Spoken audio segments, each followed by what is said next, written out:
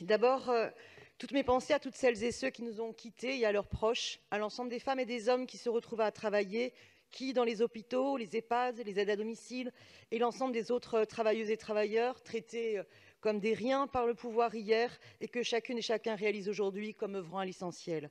La reconnaissance du Covid-19 comme maladie professionnelle ne doit pas se limiter au personnel de santé et aux policiers, mais doit leur être accordée à toutes et tous, et en premier lieu, pour ce qui nous concerne, aux agents de la ville. Le président Emmanuel Macron et le gouvernement imposent un déconfinement des plus hasardeux et inquiétants cet après-midi même. Mais notre instance est-elle à la hauteur? À quoi devons-nous servir? Nous aurions dû commencer nos travaux par l'audition d'experts de l'INSERM, du CNRS, de l'Institut Pasteur. Sur quelle hypothèse démodélisateur, d'anticipation des épidémiologistes, allons-nous engager ce déconfinement?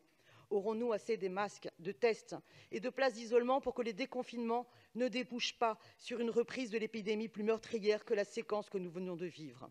Je propose la création d'un conseil scientifique et citoyen, sanitaire et social permanent pour que le débat puisse avoir lieu entre chercheurs et acteurs de terrain et élus.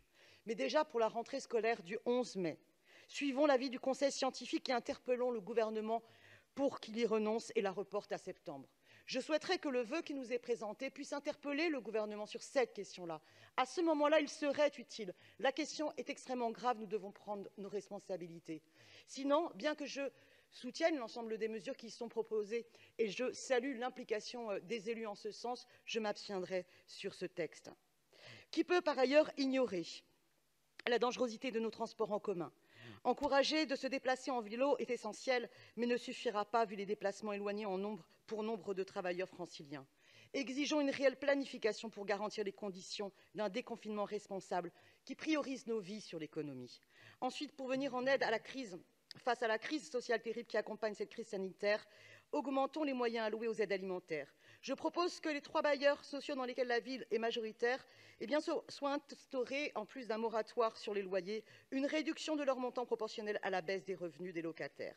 J'aurais aimé attirer votre attention sur la situation des mineurs isolés étrangers et notamment la situation sur le gymnase Conclure, Madame d'Assoa pour qu'ils puissent être autorisés au moins à sortir 1 heure par jour conformément au décret. Merci. Pour conclure, juste en une phrase, Madame la maire, prenons tous conscience que nous devrons tout repenser.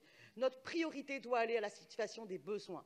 Les projets notamment de privatisation d'un tiers de l'Hôtel Dieu devront être abandonnés et l'ensemble de nos politiques devront aller à la satisfaction des besoins en fonction de priorités sociales et écologiques. Je vous remercie.